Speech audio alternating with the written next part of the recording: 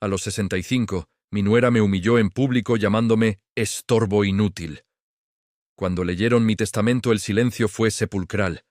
Nadie sabe que el día que mi nuera me llamó estorbo inútil delante de toda la familia en aquel restaurante elegante del centro, yo ya había tomado la decisión más importante de mi vida. Llevaba 3 meses planeándolo, 3 meses observando, 3 meses guardando silencio mientras ellos creían que era solo una vieja tonta sin importancia. Era el cumpleaños de mi nieta Sofía, la menor, la única que todavía me miraba a los ojos cuando me hablaba. Tenía 12 años y ese brillo especial que yo tuve alguna vez antes de que la vida me enseñara a ser invisible. El restaurante olía a pan recién horneado y a vino caro. Ese tipo de lugares donde los cubiertos pesan más que en casa y la gente habla en voz baja como si estuviera en una iglesia. Yo estaba sentada en la punta de la mesa, siempre en la punta, siempre en el lugar donde es más fácil ignorarte. Mi hijo Ricardo, mi único hijo, estaba a mi lado pero mirando su teléfono. Así había sido los últimos 5 años desde que se casó con Daniela. Ella era bonita, eso nadie podía negarlo. Alta, rubia, con esa sonrisa que mostraba todos los dientes cuando quería algo. Y siempre quería algo. La cena transcurría normal hasta que llegó el momento del postre. Sofía había pedido que trajera mi pastel de 3 leches, el que hacía desde que ella era pequeña, el que guardaba la receta de mi abuela. Lo había preparado esa mañana, con mis manos arrugadas pero firmes, con el amor de 65 años de cocinar para los que amo. Cuando lo puse sobre la mesa, Daniela soltó una risa. No era una risa alegre, era esa risa fría que te hace sentir pequeña. ¿En serio trajiste eso, Clara?, dijo mi nuera mirando a los demás invitados, como buscando cómplices. Ya habíamos pedido el postre del restaurante, siempre haciendo las cosas sin preguntar, siempre siendo un estorbo inútil. El silencio que siguió fue pesado como una losa. Mi hijo no levantó la vista de su teléfono. Mi nieta mayor, Valeria, de 16 años, soltó una risita nerviosa. Pero Sofía, mi pequeña Sofía, puso su mano sobre la mía. Estaba fría su mano, o quizás la mía estaba helada. No lo sé.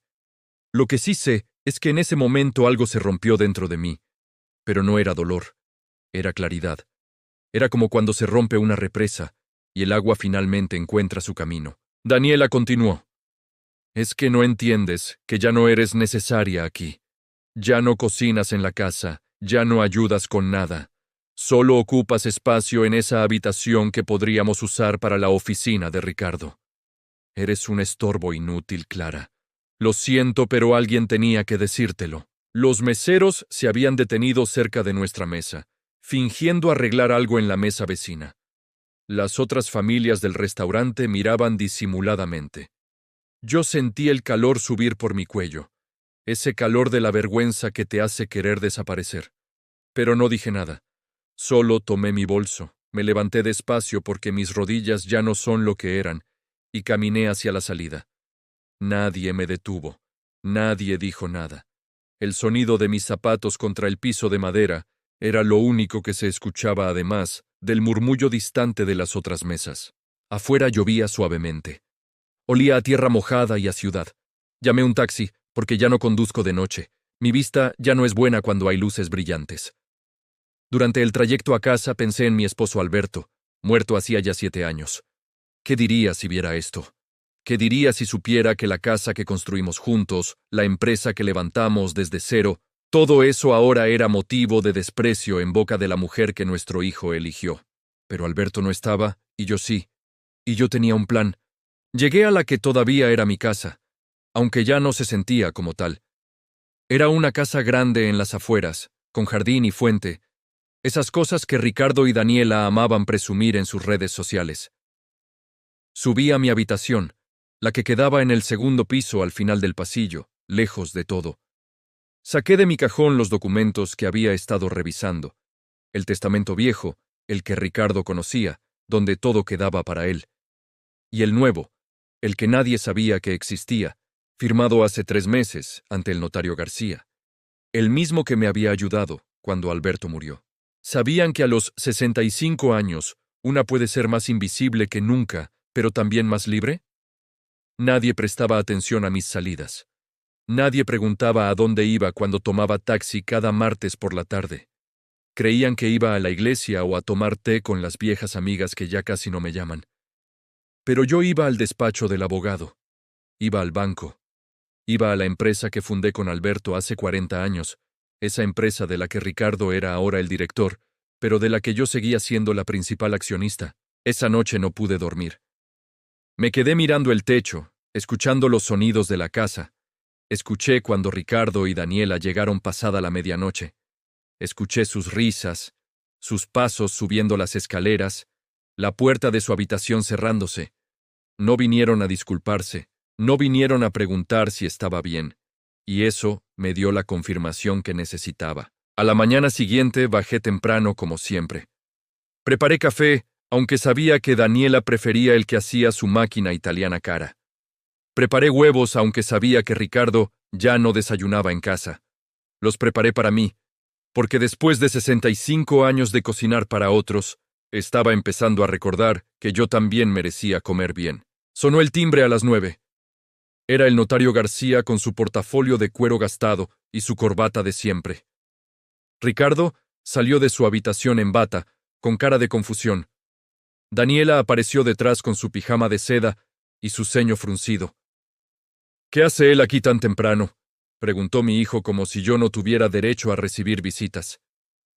«Tenemos asuntos que resolver», dije con una calma que me sorprendió a mí misma. «Siéntense, por favor». No tenían idea de lo que venía. ¿Cómo podrían? Durante 5 años me habían visto encogerme, callarme, volverme cada vez más pequeña en esa casa. Durante 5 años asumieron que mi silencio era debilidad. Pero el silencio también puede ser estrategia. El silencio puede ser la pausa antes de la tormenta. El notario abrió su portafolio y sacó varios documentos.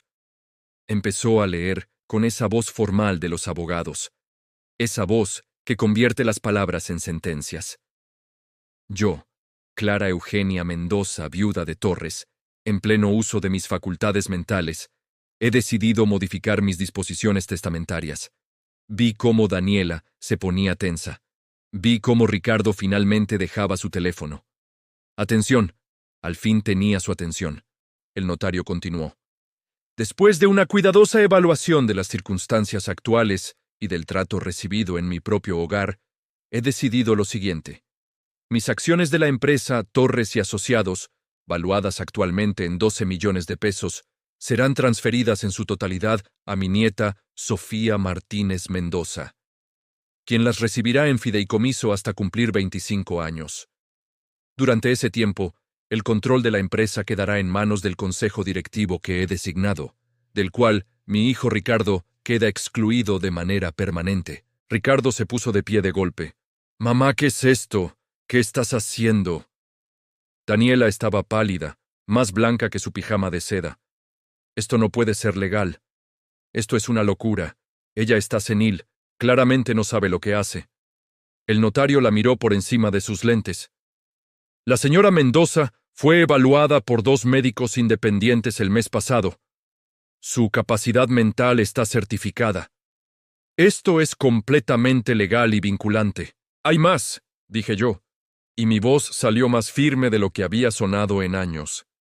«Esta casa, que lleva mi nombre en las escrituras aunque ustedes lo hayan olvidado, será vendida. El producto de la venta se dividirá de la siguiente manera. 1/3 para Sofía como parte de su patrimonio. 1/3 para Valeria, con la esperanza de que aprenda que la crueldad tiene consecuencias. Y 1/3 será donado a la Fundación de Hogares para Adultos Mayores que fundé el mes pasado, esa a la que he estado yendo cada martes». Ricardo me miraba como si no me conociera. Quizás nunca me conoció realmente. Quizás solo conoció a la versión de mí que yo le permití ver, la madre abnegada, la viuda silenciosa, la abuela conveniente. «Mamá, esto no puede estar pasando». «¿Por qué?». «Solo por lo que dijo Daniela ayer. Fue un momento de tensión. Ella no lo decía en serio». «¿Un momento?», repetí, y sentí como mi voz temblaba, pero no de miedo, sino de rabia contenida durante tanto tiempo. «¿Cuántos momentos necesitas para darte cuenta de que tu esposa me ha humillado durante 5 años? ¿Cuántos momentos necesitas para recordar que soy tu madre?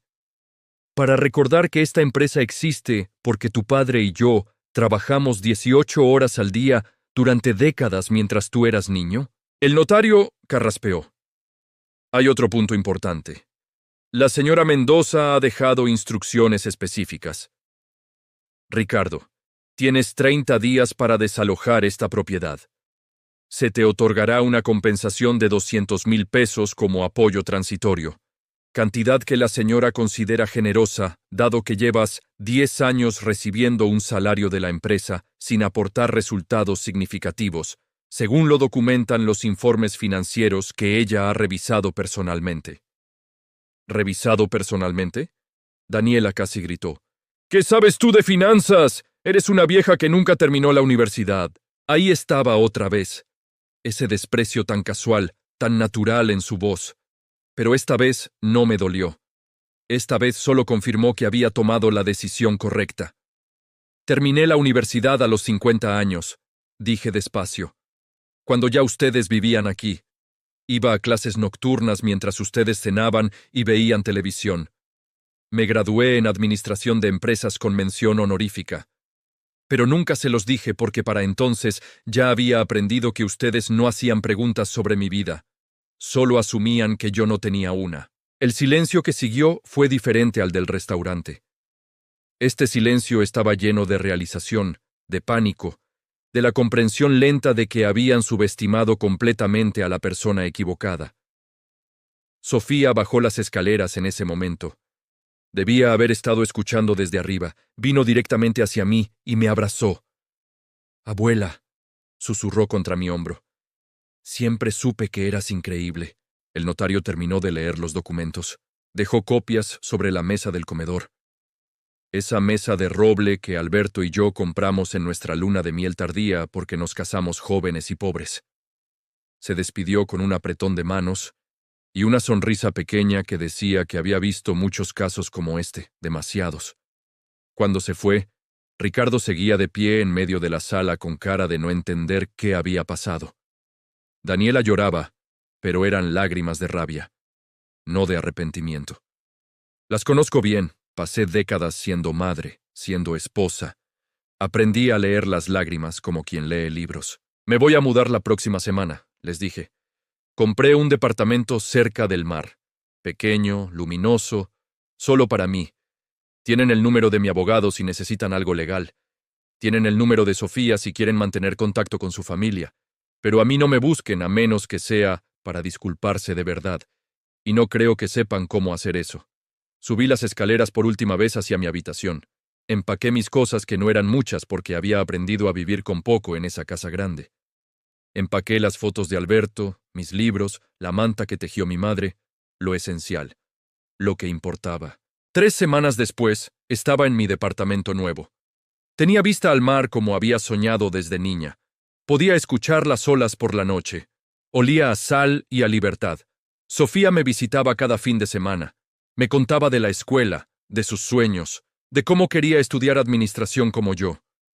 Le enseñaba a cocinar mi pastel de 3 leches. Le contaba historias de su abuelo. Le explicaba cómo leer los estados financieros de la empresa que algún día sería suya. Ricardo llamó una vez. Quería disculparse, dijo. Quería explicar, quería que reconsiderara. Le dije que las disculpas no devuelven la dignidad. Le dije que las explicaciones no borran 5 años de humillaciones. Le dije que ya había reconsiderado suficiente, que había pasado meses dándole vueltas a esta decisión, perdiendo el sueño, dudando de mí misma, pero que al final había elegido respetarme a mí misma por primera vez en mucho tiempo. Colgué el teléfono y me senté en mi balcón con una taza de té. El sol se estaba poniendo sobre el mar, pintando el cielo de naranjas y rosas. Pensé en todas las mujeres de 65 años que siguen calladas. Pensé en todas las que creen que ya es muy tarde para defenderse. Pensé en todas las que piensan que el amor familiar significa aguantar cualquier cosa. Y quise decirles que no, que nunca es tarde, que el respeto no es negociable, que la edad no te hace invisible a menos que tú lo permitas, que estar sola Es mejor que estar acompañada por gente que te hace sentir sola. La empresa, bajo el nuevo consejo directivo, empezó a mostrar mejoras en 3 meses. Sin Ricardo tomando decisiones impulsivas, sin Daniela sugiriendo gastos innecesarios en apariencias, el negocio volvió a lo que Alberto y yo siempre quisimos, algo sólido, algo honesto, algo que duraría para Sofía y sus hijos algún día. Valeria me escribió un mensaje 6 meses después. Decía que entendía ahora. Decía que había visto cómo su madre trataba a su abuela y se había acostumbrado a pensar que era normal. Decía que lo sentía. No le respondí de inmediato. Dejé que las palabras se asentaran. Dejé que ella sintiera un poco de lo que yo sentí durante años esperando que alguien me viera realmente. Cuando le respondí 2 semanas después, le dije que el perdón no es automático, pero que la puerta no estaba cerrada con llave. Le dije que si quería reconstruir algo tendría que ser con acciones, no solo con palabras bonitas en mensajes de texto. Le dije que la quería, pero que ya no estaba dispuesta a querer sin ser querida de vuelta. A veces en las noches me pregunto si fui muy dura, si debí haber dado más oportunidades, si debí haber sido la abuela comprensiva que perdona todo. Pero luego recuerdo ese momento en el restaurante. Recuerdo la risa de Daniela. Recuerdo que mi hijo no levantó la vista de su teléfono. Recuerdo años de sentirme pequeña en mi propia casa. Y sé que hice lo correcto, porque el amor no es sufrir en silencio. El amor no es desaparecer para que otros brillen. El amor no es aceptar migajas y agradecer por ellas. El amor verdadero, el amor que vale la pena, viene con respeto. Y cuando ese respeto no existe, cuando te llaman estorbo inútil delante de todos y nadie te defiende, entonces lo que tienes que hacer es defenderte tú misma. Ahora tengo 70 años. Han pasado 5 años desde aquella cena. Sofía está en la universidad estudiando administración. Visita a su padre de vez en cuando, pero vive conmigo la mitad del tiempo porque dice que aquí puede respirar. Valeria también viene seguido. Está estudiando psicología y dice que quiere especializarse en dinámicas familiares. Dice que yo le enseñé que nunca es tarde para poner límites. Ricardo y Daniela se divorciaron hace 2 años. Él trabaja en otra empresa ahora, en un puesto menor, sin el prestigio que tenía cuando llevaba el apellido Torres en su tarjeta.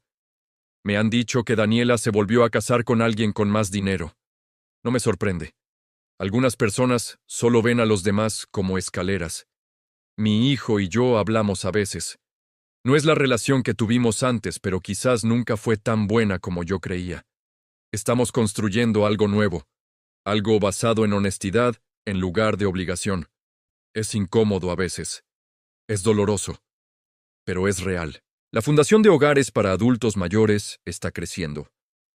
Tenemos 3 casas ahora donde personas de mi edad, que fueron desplazadas de sus familias, pueden vivir con dignidad. Les enseño a cocinar mi pastel de 3 leches. Les cuento mi historia. Les digo que nunca es tarde para elegirse a sí mismos, porque eso es lo que hice aquella noche en el restaurante cuando me llamaron estorbo inútil. Elegí no serlo. Elegí ser protagonista de mi propia vida aunque me quedara poco tiempo.